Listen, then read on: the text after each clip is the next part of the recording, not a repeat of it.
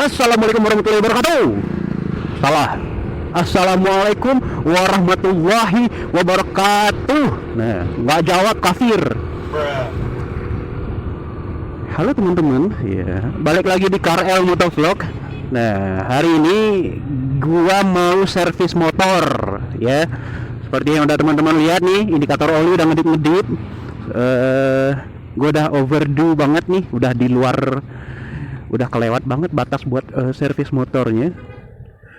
Kata mekaniknya kan sebenarnya kalau mau rajin ini servis motor itu tuh indikator oli itu cukup di angka 2.500-an sampai 3.000 aja udah gitu. Lu harus mesti ganti oli. Apalagi karena kasusnya kan kalau gua nih motor harian dan gua kerjanya di luar kota kan, seperti yang gua udah jelasin di vlog-vlog sebelumnya juga. Jadi katanya kalau memang ini motor rajin keluar kota, ketika trip oilnya udah 2000-an, 2.500 3.000 harus ganti. Sementara lu bisa lihat nih. Udah kelewat setengahnya, udah nambah 200% dia. Jadi ya saatnya gua servis. Ganti oli, ganti ini, ganti itu. Dan sebenarnya ada satu masalah di motor gue ini tuh, kayak gue nggak tahu namanya apa, ada bagian bawah motor itu yang kayak katanya sih kayak selang gitu ya. Jadi selangnya itu copot, gila, copot, hilang. Dan emang waktu setelah copot itu tuh emang gue nggak nyadar, cuman memang motor gue bunyinya agak berat gitu aja. Community, iya. Ayo bersama anak komunitas gue, Lins dong, KW power itu. Bagaimana tadi? Iya, kayak ada yang copot gitu katanya kan. Dan gue nggak tahu itu tuh sebenarnya apaan yang copot. Udah diliatin sama mekaniknya ketika servis sebelumnya.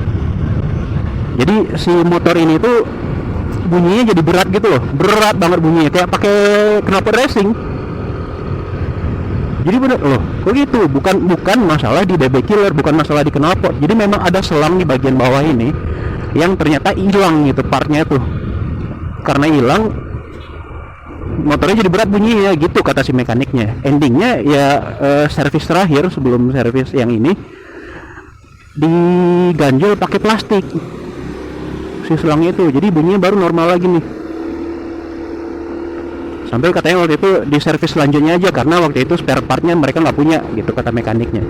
Nah hari ini gue mau servis itu sambil mau gue tanyain tuh yang hilang itu tuh. Jadi ikutin terus ya sambil kita cari tahu nih berapa biaya servis bulanan NMAX 2018. Untuk servisan gue sih mengandalkan bengkel resmi aja ya, bengkel resmi aja gitu. Karena bukannya gue meremehkan bengkel-bengkel yang nggak official ya, tapi kayak ya I'm not that expert about this gitu. Gue nggak begitu expert soal mesin, gue nggak begitu pinter soal mesin-mesinan. Jadi ya gue mengerahkan ke mekanik ori aja dah, mekanik yang resmi aja, tempat kelahiran motor. Dan kebetulan tempat servisnya dekat sama dealernya, jadi bagus.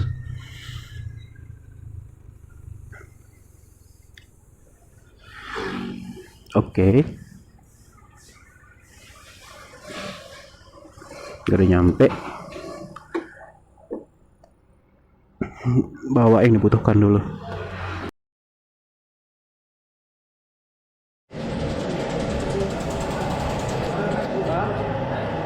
Waktu servis Patangko kan ada kecil mekanik, ada yang hilang di dalam aku mah. Koko ah. Jadi kayaknya waktu itu ada yang hilang kecilnya kan. Jadi langsung disampainya sih pakai plastik dulu cuy. Soalnya memang waktu terakhir di servis itu memang agak bare bunyinya. Sebelum di servis yang Patangko. Olinya ada yang kurang Pak. Ada yang kurang Pak ya? Oh iya. Paling itu kalau soalnya memang sebelum di servis Patangko memang nggak bare bunyinya pas pakai knalpot racing ya Bang. Jadi akhirnya di mekanik Patang disampasi sama plastik dulu.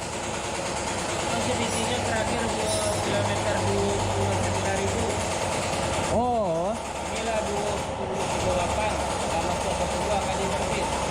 servis lah Bang. Iyalah jauh mana tuh soalnya lah. Ibu nak boleh ngedit dong. Iya. Kau lagi ngedit. Lah jauh nang ya DP tuh. Lah lampai 5.000 loh. Kamu ini tinggal. Iya. Tukar aja lah bang, yang batik tukar bang. Baru pulang lo ke Bukit soalnya baru ke. Udah touring. Apa? Udah touring. Oh touring iya. Cuman touring di Karajo.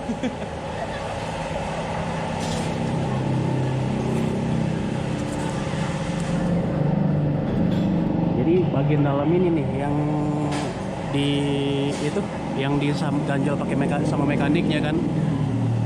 Itulah terus katanya ada yang bawa yang hilang tuh. Jadi gua bakal ya udah tunggu selesai aja dulu. Ganti oli segala macam. Kotor banget dah. Gua nggak tahu nih apa, nggak ngerti gua. Yang jelas gua ikut-ikut aja kata abang mekaniknya. Jadi katanya CVT-nya ada yang mesti dibenerin, gue nggak ngerti nih CVT, masalah CVT-an ya. Tapi yang pasti katanya olinya udah mesti ganti banget karena emang si oli kan emang udah lama banget di garis ituannya, di batas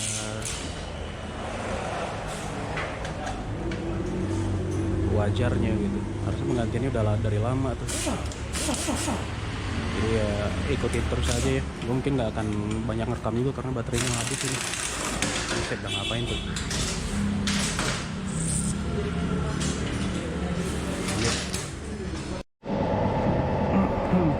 Jadi yang hilang itu ini nih. Lihat nggak ada plastik kan di sini. Nah jadi katanya itu tuh ada part hilang. Jadi yang bikin suara berat tuh karena itu tuh nggak ada gitu. Jadi makanya si mekaniknya ganjal pakai plastik dulu. Sekarang udah ada partnya, nggak tahu nih ada apa enggaknya. Jadi ya mari kita lihat ya. Sambil ini bentar lagi mau ngeliatin olinya nih.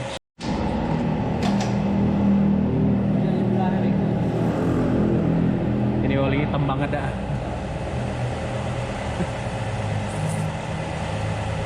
Kita lihat tinggal berapa nih oli ya. Udah mau habis sih. Iya segitu doang. Tapi asli hitam banget ya.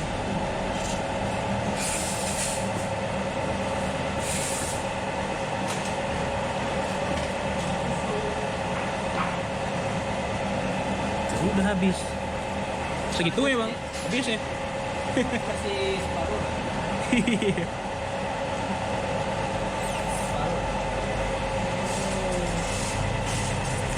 Itu ada lawannya.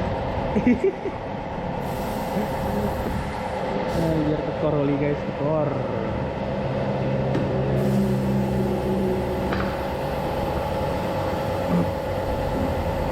Jadi emang seharusnya kan ganti oli itu ya udah berulang kali bilang ya.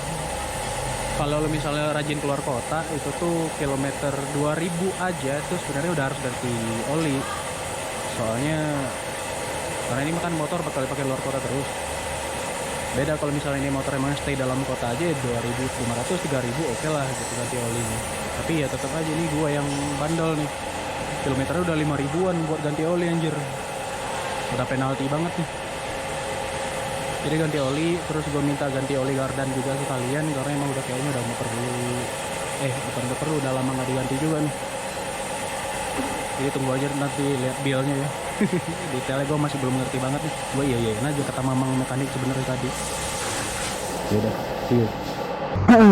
udah selesai alhamdulillah ya Allah. Aduh, gue salah naruh ini lagi dah. Harusnya di dalam sini. Jadi udah selesai. Dan bodohnya gue tadi bukannya matiin ini, gue nggak matiin kamera tadi bos.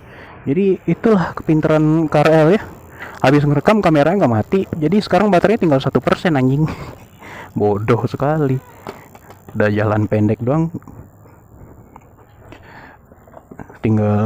baterai tinggal 1%. Goblok. Jadi banyak pelajaran yang gue peroleh dari mamang mekanik gara-gara nanti gue jelasin di jalan. Jadi biaya yang keluar itu tuh 265.000. Nanti gue fotoin detailnya deh. Udah lah, lu lihat aja nanti di detailnya, nanti gue fotoin nih. Nih foto.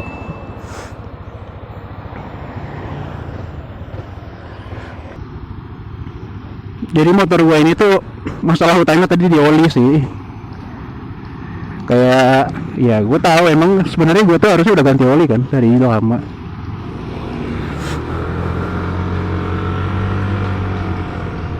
Dari lama sebenarnya udah harus ganti oli. Udah ya lu pada lihat sendiri kan tadi indikator olinya udah nyala banget. Kesalahan gue adalah gue nanti nunggu, ya udah nanti aja gitu. Harusnya lu punya lu punya motor kalau udah ngedip aja indikator oli itu ganti langsung. Malah sebisa mungkin kalau lu sering keluar kota kayak gua, jangan nunggu indikator olinya ngedip dulu, 2000 kilometer dulu aja udah gitu. Udah harus ganti sekarang langsung. Jangan babi bu lagi. Ganti tanpa banyak bertele-tele. Sekarang anjir motor emang narik banget dah. Langsung norak nih gua nih. Emang kerasa banget sih bedanya.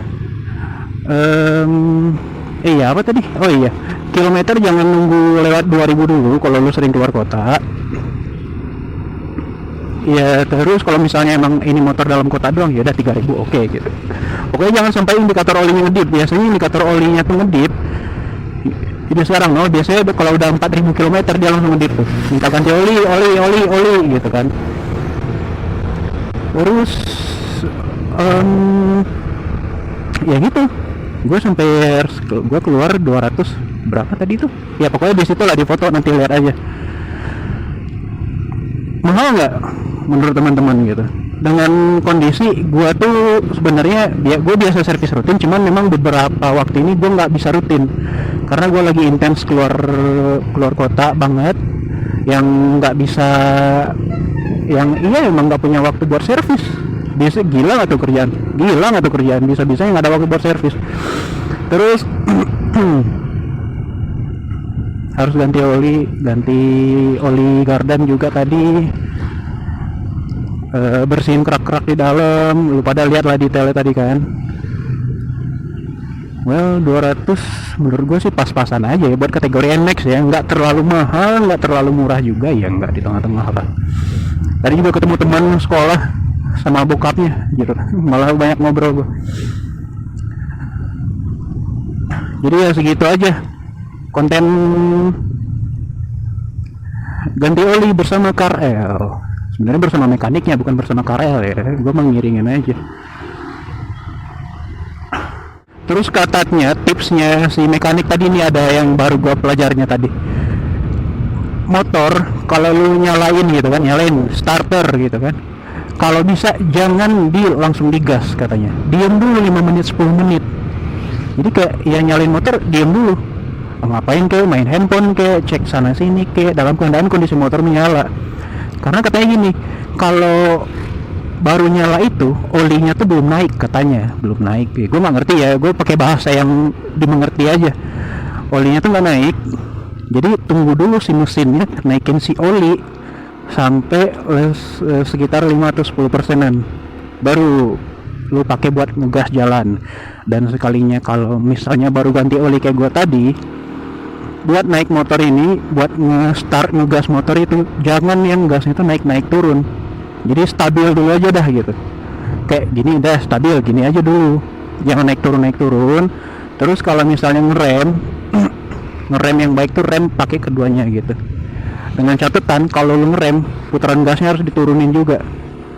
Itu basic sebenarnya ya, misalnya itu sepele remeh sih kan ya, logika mana sih orang bilang ya emang berhenti ya emang harus gasnya diberhentiin gitu kan ya. Tapi kadang-kadang memang ada kasusnya yang orang-orang tuh kayak dia ngegas di sini tapi ngerem di sini nih.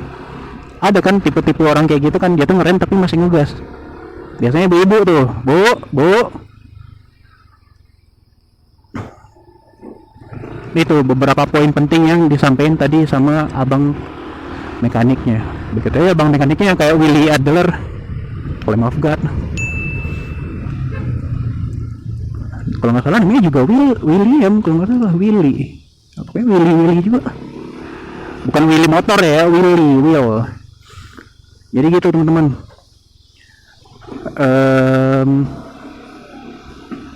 Catatan lagi motor harus lu sayangin dengan cara rajin servis, ya kan? Jangan itu motor lu pakai buat gas rem antar sana sini doang.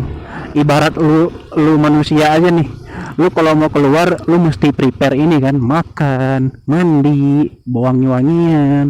Nah ibaratnya tuh lu keluar tanpa lu mandi, tanpa lu makan, lu tuh tetap bisa keluar sebenarnya gitu, tanpa perlu mandi, makan segala macam.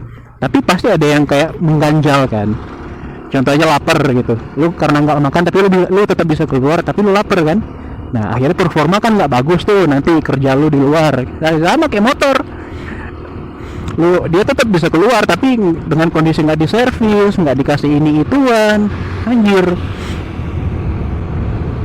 kasihan lah motor. Ataupun yang terutama tuh kata mamang mekanik tuh oli, ganti oli gitu loh. Ganti oli itu kudu wajib, karena kalau misalnya enggak, lu paksain biarin aja, lu paksain ini motor jalan terus tanpa olinya enggak lu tuker-tuker, katanya amit-amit turun mesin, atau amit-amit ini motor mesti nginep di bengkel. Bayangin betapa gedenya biaya yang keluar buat motor lu gitu, yang gara-garanya lu sendiri.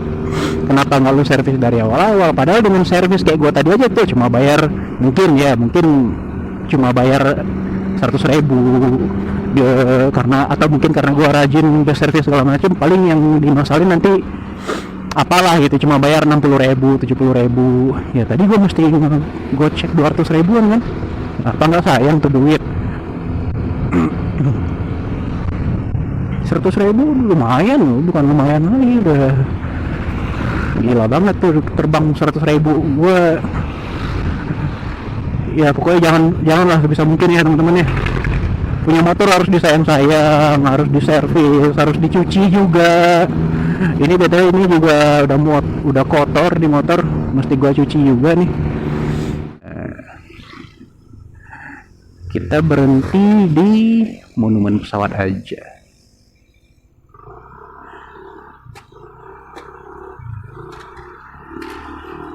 Dulu asa bayar dah di sini perasaan.